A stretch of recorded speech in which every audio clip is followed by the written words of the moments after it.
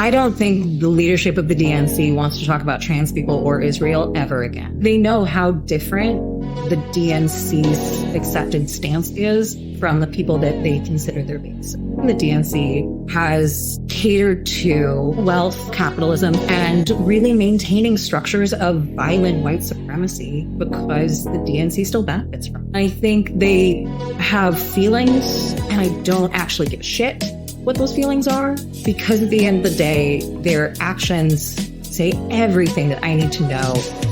Hello, and welcome to Power Beyond Pride, a weekly queer change-making podcast bringing you voices and ideas from across our fierce and fabulous spectrum to transform our world. I'm Kate, high hard femme in residence, and I'm just one of your co-hosts on today's Queercast journey. Today, I'm joined by...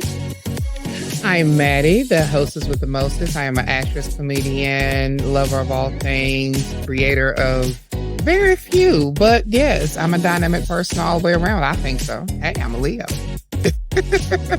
And I'm Daniel W.K. Lee, poet, author, and wannabe house husband.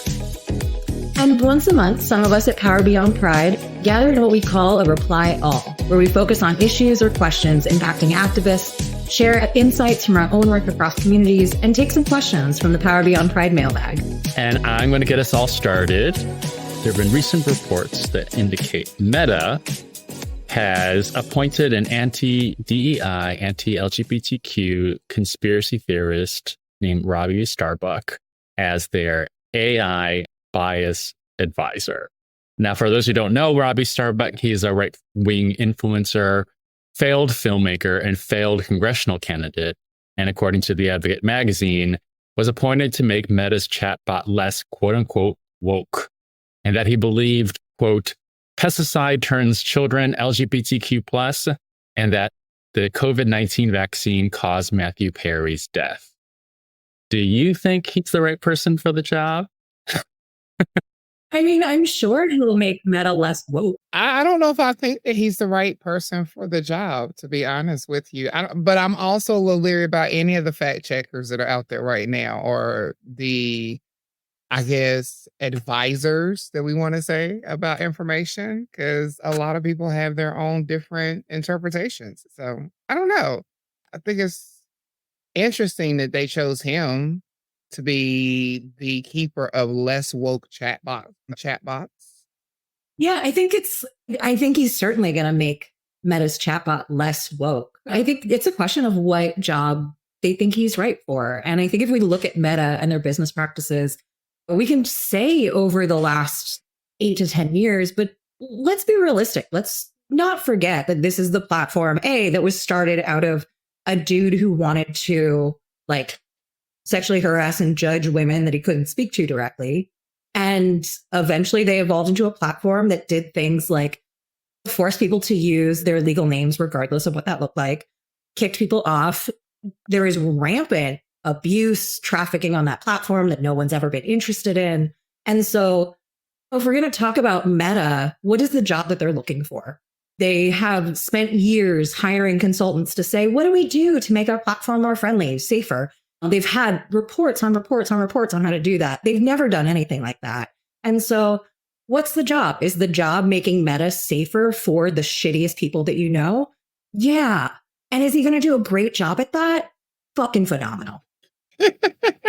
Yeah, I mean, it all seems like just aligned with just the past, 3 years of just, culturally and politically, economically, in terms of corporate America, just peeling back on DEI stuff. And I was just, I think in a way, signaling to a degree to other people, or just an example of just, qualifications, fuck that, don't need that. I mean, we definitely have an unqualified predator in the White House, so what does it matter? I mean, also, it's worth noting that I guess the hiring of Starbuck, which is quite the last name, was as a result of a settlement with Meta, as a result, I guess, their AI chatbot falsely linking him with the riots and for being a QAnon believer or something like that. So it's odd, and I don't really understand even the optics of it.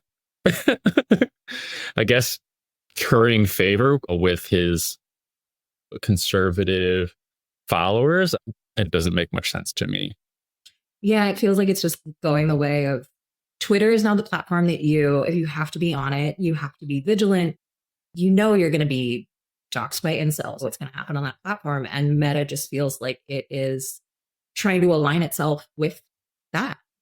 And it follows what TikTok has recently done, which is hire I believe a former IDF or IDF, IOF policy person or something to be there in charge of quote unquote anti-Semitism and survey the content. Speaking broadly about it, but I mean, it's really aligning with other social media platforms hiring the oddest kinds of individuals to. It's asking the wolf to safeguard the sheep or the chickens. Is that the metaphor? Pretty much. Something like that. Yeah. Pretty much.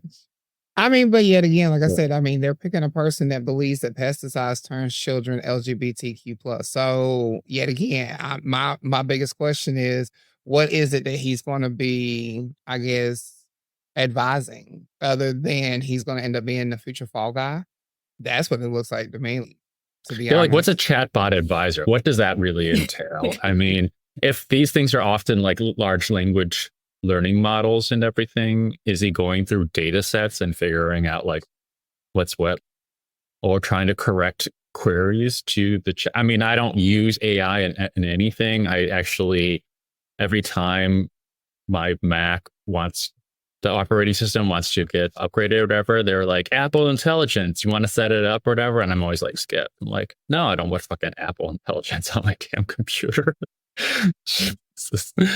You're not by yourself. I feel the same way about AI and ChatGPT. I'm like, how much can we really truly trust it? One, but I don't know. I think, in all honesty, if he's going to be advising the chatbots, that does take me back to AOL and to the chat rooms of Yahoo Messenger days and Hotmail days. And it's okay, is he going to be that scary man on the other side of, I guess, Bitmoji, and you don't really know who you're talking to?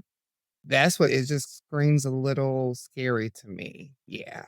Oh, for sure. Like all these tech companies can scan and survey all your emails, your chats, and everything like that. And you have to, just like sex in a way, you have to gauge your risk tolerance and decide whether or not you want it, like how much exposure you want. And actually yesterday I'm pulling back from like Google and everything too. Mm-hmm. So I'm doing my own little baby steps here and there because I mean, surveillance is real. And I guess you have to answer the question of like, how much of yourself do you want out there? And I think actually what makes it interesting to a degree as you do this is that you really understand how you're curating your presence online and how that is an artifice of who you are, quote unquote. It's not like social media isn't you. Social media is like what you want to present, right? Mm-hmm. So yeah, this is a very curious thing, but seems kind of aligned with just social media platform fuckery for the past, I don't know, ever. Yeah. Well, nah. I mean, I guess I'm curious about, because I totally agree. Like, this is what's happened to social media. And I also want to be really thoughtful about when these platforms came up, when they were being developed, they were developed by the people on them. Facebook wouldn't have mattered except for the people who went on, shared their content, connected to others, and developed it into a place. Like, everything that any social media platform owes everything to the people who were initially on it. And as like queers of a certain age, I'm gonna guess that all of us, like the internet was really important, especially when we were younger, especially when there was like zero representation where you had Ellen and that's about it on TV. And maybe you knew a queer person, but you're 11, you're trying to figure shit out. Like the internet was really important, and finding people and connecting to people was essential to that. And so I guess, it's hard to look at these platforms and see them, basically remember that they have always been an arm of capitalism that didn't give a fuck about anything. And they've really embodied, that's what they have lived into. What does this mean? I guess, like, when you are trying to figure out your identity and the internet is the safe place where you can't talk to your family, maybe you're in a small town, maybe you're just too young to leave the space that you're in. The internet was so important, at least to me when I was growing up and trying to figure out who I was and what my sexuality looked like, especially as a queer person, as a mixed race person. I feel like we're almost ceding the space, even after we were the ones that built it, that made it worthwhile. And now it's being taken over. Now it's being abused. Now it's showing its true colors.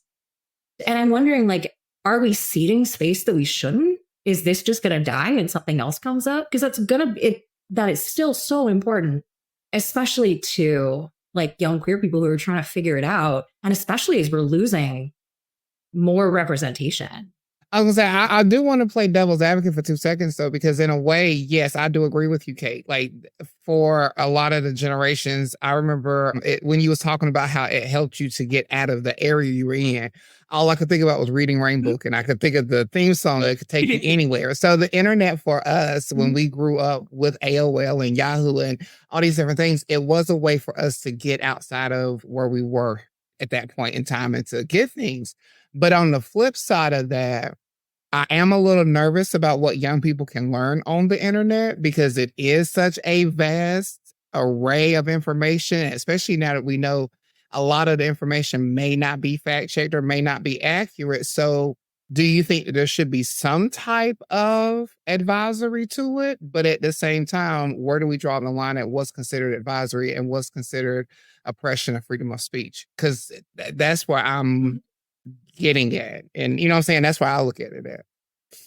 Oh, that's absolutely valid. We should be going through education about sex and gender and identity from the day we're born, and we should keep learning until the day we die. And so, part of the reason why we're on the internet seeking things out, and you remember the shit that we used to believe. You remember the crazy, I absolutely know that Pop Rocks and Coke are going to blow up your stomach. And you just believe that for your entire life until someone does it in college and doesn't die. And so I really think we seek out that information, and especially young people seek out that information because they're looking for answers to very valid questions. And it should be easy. Like, we shouldn't be sending young people to be like, go figure it out yourself and just type in a search code and you have no idea what's coming. That is an unfair thing to do. Mm-hmm. And it puts an onus on a lot of different areas that are not looking to be the information center for young people.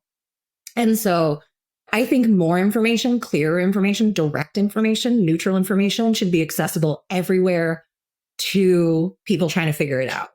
And so I think part of this is about making sure that information is available from places. And so I think what you're talking about is such a bigger problem when we don't actually commit to educating people or talking to people in ways that are comfortable and are safe, because that's when you seek out the only person who's willing to talk to you. And sometimes, especially like on the internet, that's not a great source, but it's what you're looking for when you have nothing else. And that's unfair. Yeah, I mean, I hope that the consequence of this thing is more offline kind of seeking and knowledge garnering. Because honestly, I mean, I guess a little bit of a different generation that I didn't use the internet really to meet people, queer people as a young person. I went to a queer youth group, to different ones and stuff like that, to meet people and get my information and everything. I mean, I'm not saying that all young folks will become social media Luddites or whatever, or just eschew it, but yeah. I think there's a kind of a fertile ground for young people to pull themselves offline and to engage in a kind of an old school way. And maybe that's just me being hopeful, but you never know. I mean, I think you're right, Kate, and I think we have ceded ground, and maybe it's because it's a part of a general feeling of disaffection and disempowerment. Well, at this time, we do need to take a quick short break, but we will be back very shortly here on Power Beyond Pride. We have so many topics to discuss on this episode of Reply All, and so stay with us, and we'll be right back.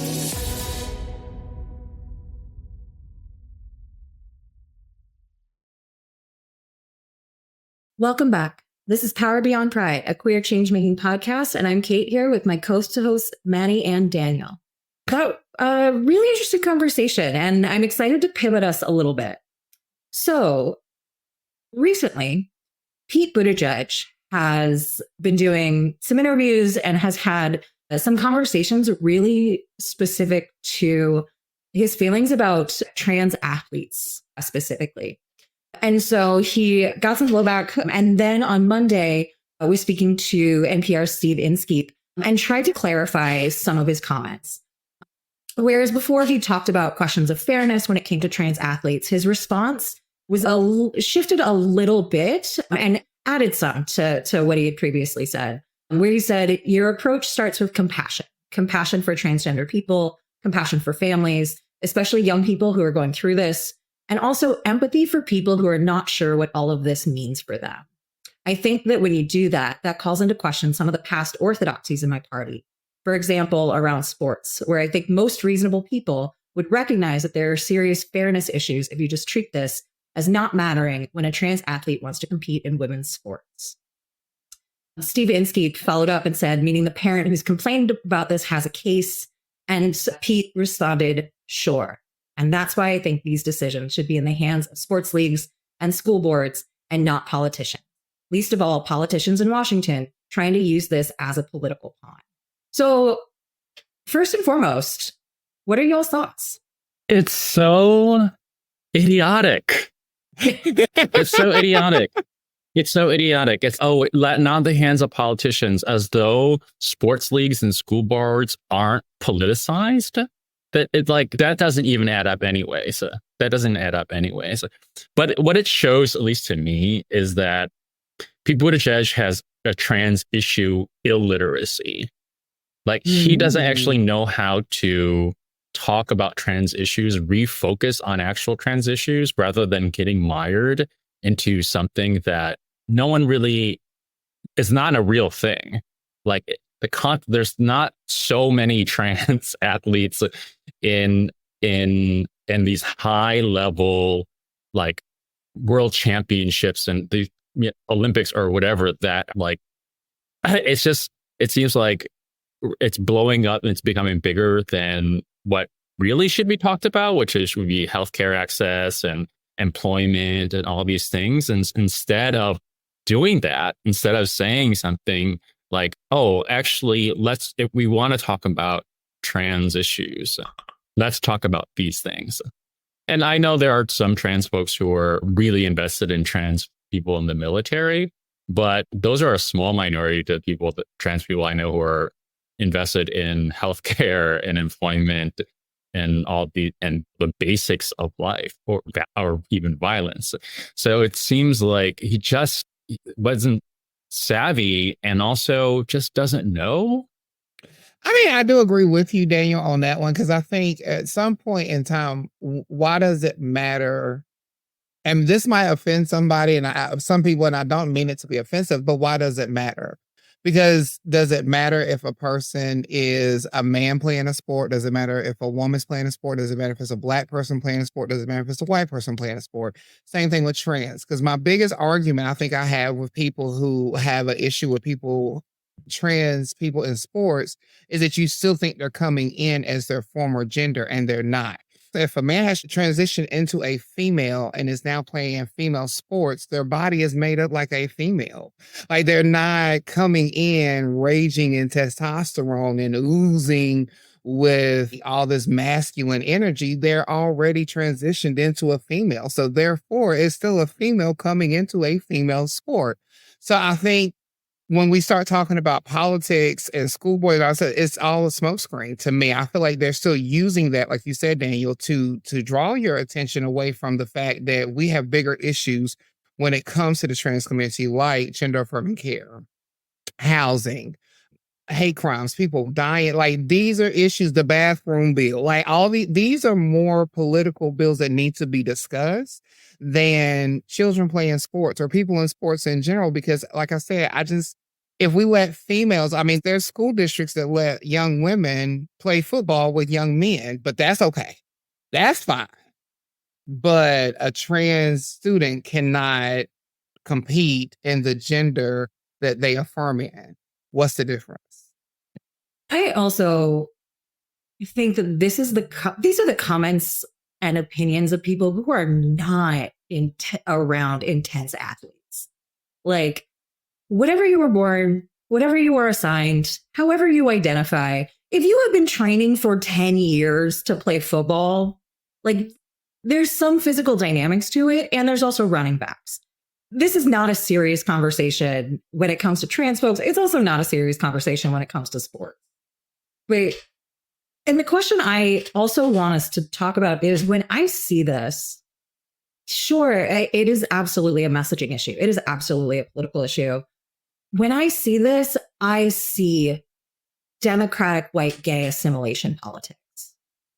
100%. And I see someone who really wants to run for something and really wants to be a non-scary gay person and is really trying to ingratiate themselves to people who do not know and are afraid of this topic.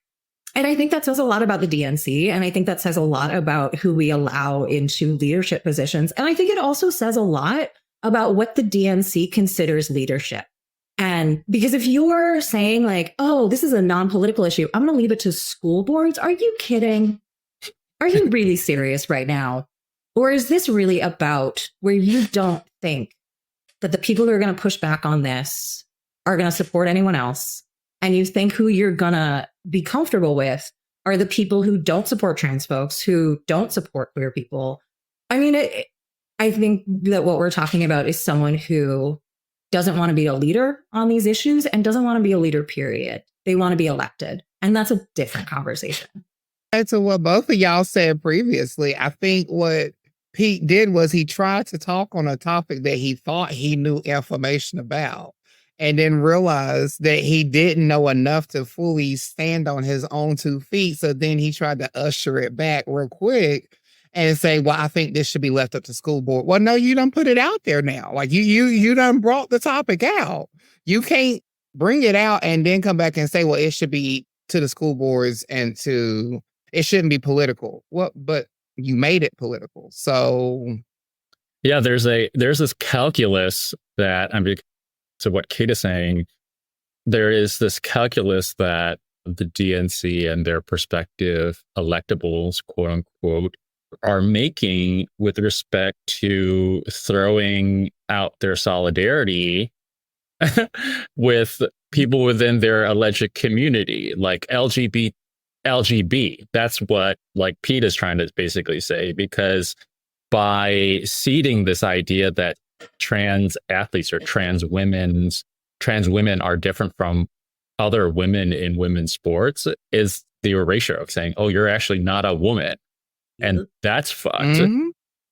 And so Pete Buttigieg is doing what kind of all politicians have done so far, which is to build their electability, their political career on the bodies, the erasure, and of others that he completely has decided in this kind of a calculus are dispensable, which is so par for the course at this point, right? Like, we have seen a Democratic Party absolutely think very little about what's happening in other places in the world and fail to have a reckoning with what transpired with the last election.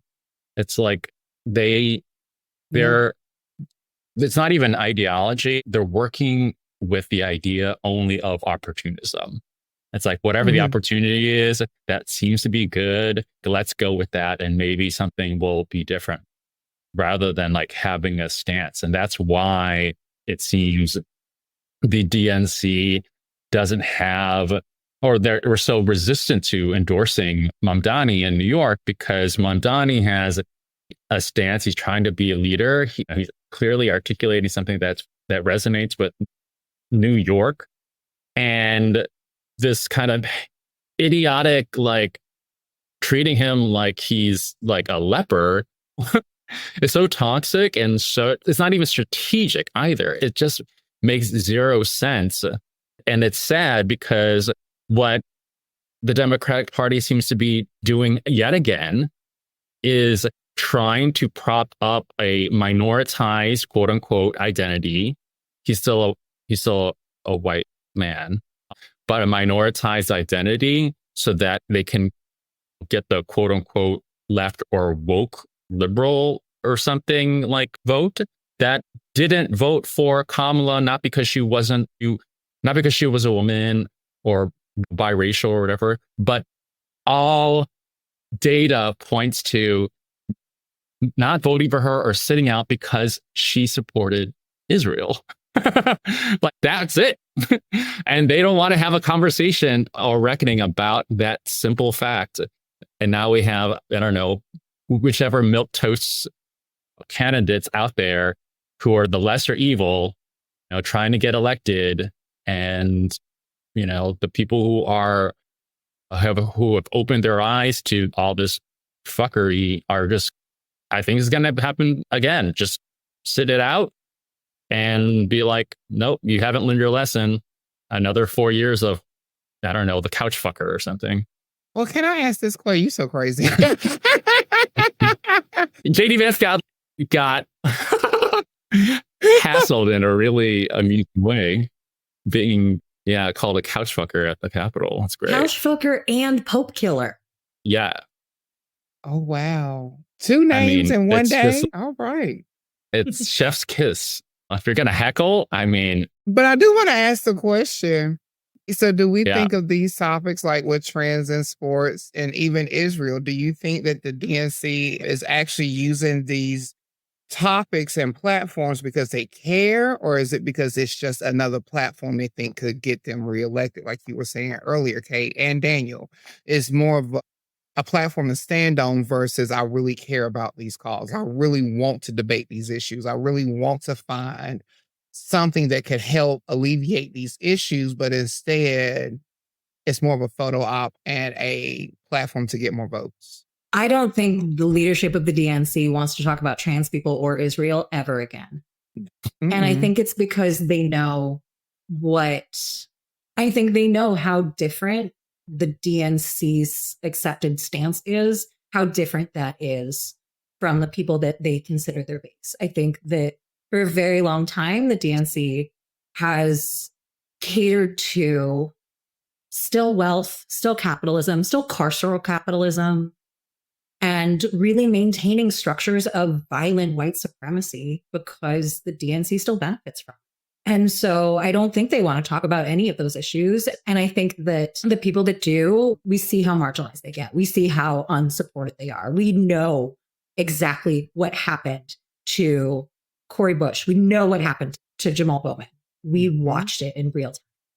And we saw exactly how the DNC does not support, especially Black leadership. Mm-hmm. And so I don't think they want to talk about either. And I think they have feelings, and I don't actually give a shit what those feelings are, because at the end of the day, their actions say everything that I need to know. And their feelings are about them and God. Yeah, I agree that I think that if they want to talk about it, they perhaps would. But really what they have failed to do is articulate a vision of what voters should vote for, which is like, they haven't really, Bernie did it, but he's not, he's a quote unquote Democrat, I guess, but or I guess technically independent, but caucuses with Democrats. But the Democrats haven't offered a vision of what to vote for. They've offered only to try to scare you into so you don't vote for the other guy. Well, that's not anything anyone wants to do either. And that's why you have 19 million people who sat out the election. So yeah, I think this goes back to what I was saying before, that they're just trying to be opportunistic and be part or make themselves quote unquote relevant within a discourse, a public discourse, so they can put their 5 cents, even though the 5 cents absolutely means nothing. I don't have I haven't been a Democrat in a long time, and I don't have a lot of hope for them in this cycle either, because just as I was saying, they don't have a vision. They haven't articulated something to vote for. I wish progressives would mobilize and do the very hard work of empowering another party. It's incredible. I mean, I used to be a kind of active person in the Green Party, and there are so many systemic like obstacles, not the least is money or election commissions. They're incredibly, I mean, they're basically in bed with the existing power structures of the parties, like creating fewer options for people to vote for something. So I don't know, like our democracy needs democratizing, and I don't think, and it's not sexy, and I don't think people have the kind of fortitude to fight for it at this point. That's just, which is sad, even though we're just, because, and also we're just fighting for what quote unquote used to be ours, right? This marriage or abortion access, which is, it's a dystopic world. Sounds like to me, Meta isn't the only thing that needs advising. I think our government and democracy needs an advisor to come and make sure they are doing their job correctly. Yet again, y'all, we do have to take a quick break, even though we hate taking breaks because we love the conversation, don't we, y'all? I mean, I could talk for hours. I know Kate and just keep on going now. By the word. But we do have to pay the bills just like everybody else does. So look, stay with us. We'll be right back, and we have more interesting topics along the way.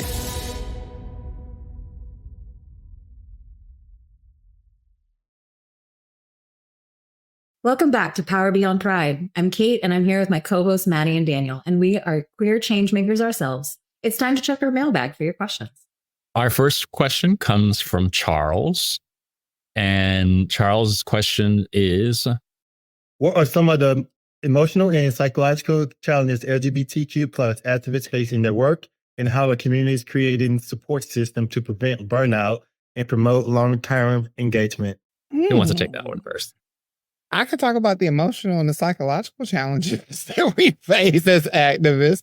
I will say definitely as an activist in general, being the activist itself is an emotional, psychological challenge and journey because you have to constantly keep yourself in check. I know for me, I do. I have to make sure that I'm always staying true to my cause. I always have to make sure that I'm staying true to my word and I'm not contradicting myself or I'm not being hypocritical.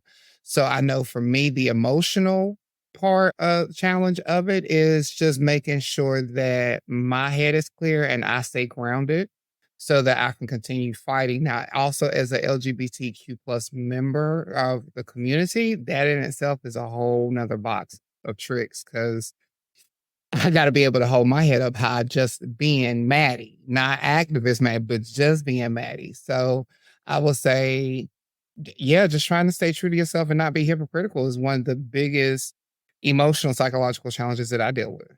I think in this question, they also answered it. I mean, burnout is so real for activists.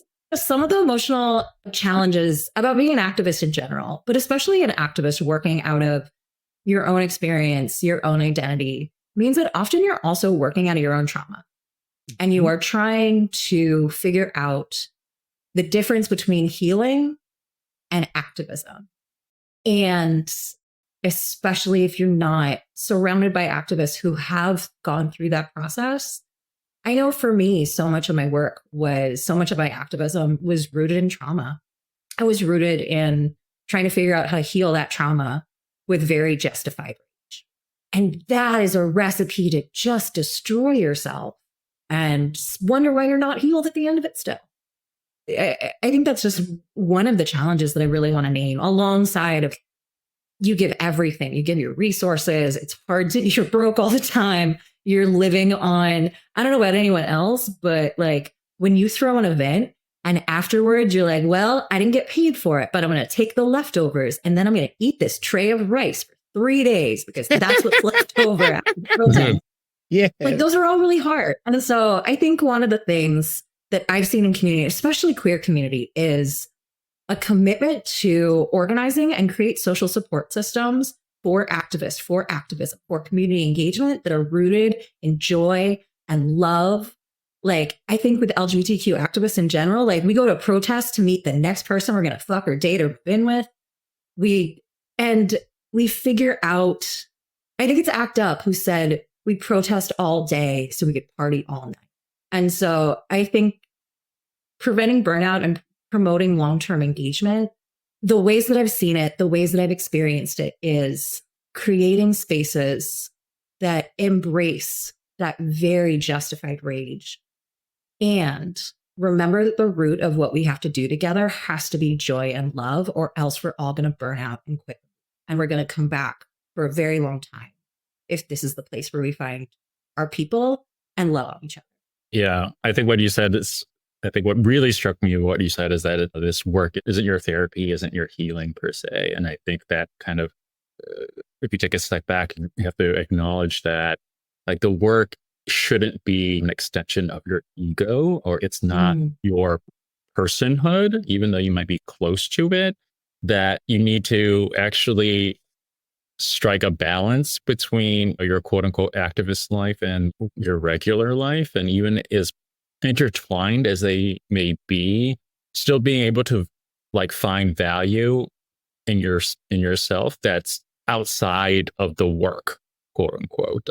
And I think that the kind of that serious parsing will help strike a balance and give you that power to be like, you know what?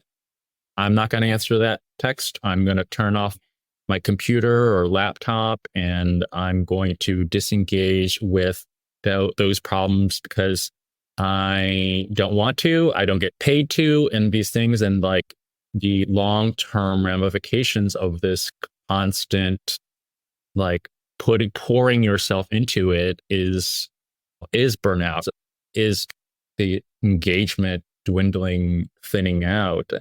And just speaking to your, like, systems of support, I think what would be beneficial if I were to be prescriptive to organizations or activists is to bake into your kind of your programming and your professional development, like, these opportunities to let off steam and try to get that funded. Because again, long term, this can't be sustained, and there is truly a justifiable reason to keep your employees and yourself happy to maintain that work. And funders have to be like, oh yeah, that makes sense. Let's fund retreats where we're not talking just about the work, but actually we're just trying to be people with each other. And that kind of support and sharing space is a part of that work, but not necessarily directly. And I would encourage folks to look at those and try to make those opportunities happen. And again, try to get that funded, because it really needs to be part of that structure, that system, to let ourselves continue to be on front lines and not front lines. And I would definitely also to add to everything that we've all said was the biggest thing is, like you said, Kate, the answer is in the question is community. Because also too, we have to remind ourselves that, like you said, the people who sponsor the events, let's say, for instance, all three of us are activists. And if you're doing an event, Kate, and me and Daniel are attending, as community of activists, we should also pour back into you after the fact and say, okay, what do you need from us as a community support member? Because a lot of times we forget in activism, we have the people who are on the front lines, but it's the people in the background that do just as much as well. Because when that person gets tired of being the activist, the face of it, we as a community should come back and pour into that person to continue to give them the energy to continue to do that. Because I think a lot of times we have conversations about creating systems, but instead of creating a system, let's just be the community that we're supposed to be. Because if we stand together, it'll make it all easier. But that's how it should be. Like, I think that, because you're right. How many times have you put it all out there? And Daniel, we've all experienced this. And the first question we ask ourselves, did I give enough? Did I care enough? Did I do enough? Because you never hear those responses back. But then what we do here is in 10 minutes later, okay, well, but I need you to come and do this now. Now you finished this event, but now can you come and sit on my board to help me do this? And it's like, we gotta be able to feed into each other and to be that safety net for one another, to be able to recharge each other. Yeah. And it's actually invaluable too. I just want to add that like have friends that are nowhere near your work. Because honestly, sometimes it's actually your quote unquote community that disappoints you. Yeah. Like if you threw an event and no one within your field or community showed up, they're kind of the problem for you that at that moment. And so the person that you want to be like or to let off steam with, hopefully, is someone that's not anywhere near it. Is your fun friend that like doesn't know shit about, I don't know, sex work or something like that. That's fine to have because you know what? You're not married to the movement. Exactly. So, yeah, that's my best bit on that. Well, our next question comes from Trey in Jacksonville, Florida. This is an interesting question because I'm interested to see how this goes. Why is it more acceptable for a woman to be openly lesbian or queer affirming than a man to be openly gay or queer affirming? Misogyny. Misogyny is about the oppression of women. It is about men. It is aggressive gender roles. And men in the United States, the gender roles for men, traditional, what that looks like, means homophobia. It means transphobia. It means rejecting everything that isn't this violent, actual homoromanticism of other men. And so it's okay for a woman under those conditions to be openly lesbian, because if you view love, quote unquote, as an oppressive heteroromantic structure, then you're a woman who also wants to oppress and violate another woman. And that makes sense. If you are a man who wants to do that to another man, that is an affront to gender roles. If you want to be in a different kind of relationship with men, that is an affront to gender roles. And so women are held to a standard that is different. Men are required to be rejecting. They are required to be homophobic. And so the reason is, why is it more acceptable for a woman to be openly lesbian? Because no one cares. And that gets contextualized as, here's a woman who wants to oppress another woman. And that makes sense under gender roles. So yeah, that's my answer. It's misogyny. And I'm going to point to our male masculinity that, at least certain conceptions of it, at least here in the West, I would say, global North maybe, that men like to legislate and control other people, not just other men, but obviously women's bodies and trans folks' bodies and such. And to being gay is an affront to masculinity, right? It's a relinquishment of all the power, your quote unquote God-given power to have dominion over others and to have the potent, procreative power and to dominate. And so my feeling is that it's hard to be openly gay because it's rejecting the kind of understanding of what being a man is. And that's not acceptable.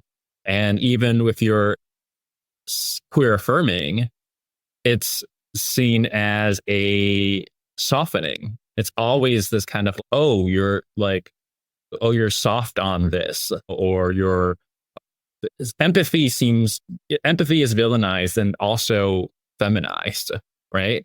So it just seems that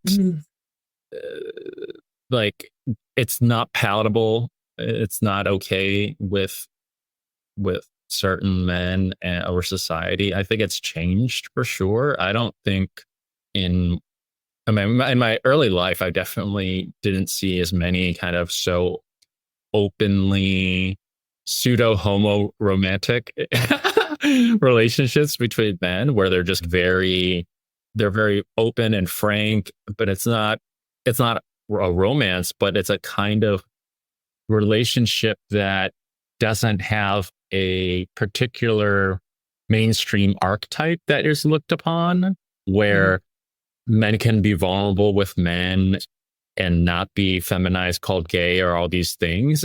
Like, that's so atypical, but I think it's becoming more typical. And I'm really happy about that. I'm really happy with, especially as we also break down gender, like rigid gender expressions, that also has given that energy as well, that, you know, heterosexual identified men can still wear nail polish and all these things and say that they love their male friends and not feel weird about that. I love that. And I've actually, if anything, I wish gay people weren't so gatekeeperish about it, being like, oh, these two guys are tight, or they hold hands, or they whatever, and they're like, oh, that must mean they're gay or whatever. Stop that. Like, you're actually not allowing men to have these intimate relationships without being stigmatized. Like, you're part of this energy of stigmatization. So yeah, I mean, that's my 5 cents. I think that the toxic masculinity is alive and well. Very much so. I definitely agree. I think, and both of y'all are right. It's just, to me, I think it's a long series of women have been overly sexualized for way too long. So, I mean, if we think about it, it's okay for a woman to be a lesbian because that's a man's fantasy. It's okay for a woman to be a lesbian or queer affirming because she's sexuality, so she's supposed to be fluid regardless. It's okay for a woman to come out on TV like Ellen did and be the first woman in the 90s to stand out loud and proud and say, I'm a lesbian. But it's okay because not only was she a lesbian, but she's also a comedian. She's also not what you would typically find. Like, I remember watching an interview Barbara Walters did with Ellen DeGeneres, and she said that people refer to her as the younger version of Joan Rivers because they're not really pretty, but they got a little bit of looks and they're funny. So it's a whole package. And I was like, well, first off, that's how we view, like, I think it's a fucked up situation. That's how we view women, but that's how we view women. So now, even going back to just women in general, whether it be lesbians, heterosexual, cisgender, trans, intersex, look at how we've treated women over the years. I mean, I'm going to be honest, growing up, Wonder Woman was a whole lot cooler than Superman, but Superman got more leverage. You know what I'm saying? He got more screen time. He got everything over Wonder Woman. And I'm like, but she's got an invisible plane. Do y'all not understand? This woman is so much more, and she can reproduce, but that's a whole nother conversation because she's an Amazonian, and Amazonians are considered to be asexual people. But like I said, that's a whole different conversation for another day. But instead of looking at their strength, we look at women as sexual objects. Like, I even remember watching Insecure, and there was an episode where a girl was dating a guy and he had gotten his dick sucked in college. He tried it. He was like, I tried it. That was something that I wanted to experience, was being with another man. It was cool, but it just wasn't for me, blah, blah, blah. But then the woman was looking at him and was like, so you must be gay. Well, why does that make him? First off, how does that make him gay? 1, 2, but how many women have had same-sex experiences throughout life and didn't have to live up to a stereotype or a title of some sort, all because they decided to freely explore their sexuality in themselves? So I definitely think a lot of it has to go back to overly sexualizing women. It's just, that's something we did to women over the years, down through centuries, always. It's so wonderful to get these questions from activists and icons across the country. Got questions about your activist experience or how queer changemaking can impact your communities? Send it to mailbag@powerbeyondpride.com or visit the site at powerbeyondpride.com to submit your question. Even better, send us a video to some of our socials or any of our socials. We want to see you, hear from you, and be in community with you. And sadly, that's all the time that we have for this episode of Reply All. We've enjoyed it. I think I've enjoyed it. Did y'all enjoy our conversation today? It was great. Great conversations. Oh my God, Always. there's so much more to talk about. I Girl. Ooh. So that means, y'all, please stay tuned and continue to listen because this is just the beginning of the conversation. I'm your co-host, Mattie Bynum, the hostess with the mostest. You can follow me on Instagram at MattieSimone737, also on Facebook at Mattie Bynum. And I am thankful to be here with my two beautiful co-hosts, Kate and Daniel, and I will let them give you their socials. And I'm Kate, your high hard femme in residence. And you can follow me at reframehealthandjustice.com and on Instagram at Harm Reduction Femme. Remember to subscribe and get your friends to subscribe to Power Beyond Pride on Spotify, Apple Podcasts, or wherever you get your podcasts. And check out our site at powerbeyondpride.com. And I'm your co-host, Daniel, poet and author of Anatomy of Want. And you can follow me at Strong Plum on Instagram and Daniel WK Lee, LEE on TikTok and Blue Sky. Power Beyond Pride is a project from A Great Idea, a queer-owned design and content agency. Learn more about them at agreatidea.com. This episode is produced by Shane Lucas. Mattie Bynum is our project developer. Our editor is Jared Redding with support from Ian Wilson. And we are all part of the podcast awesome host team, 3 of us. And remember to send us your questions and comments to powerbeyondpride.com. Check out our new episodes each week, and we look forward to queer change making with you next time. Thank you from all of us at Power Beyond Pride.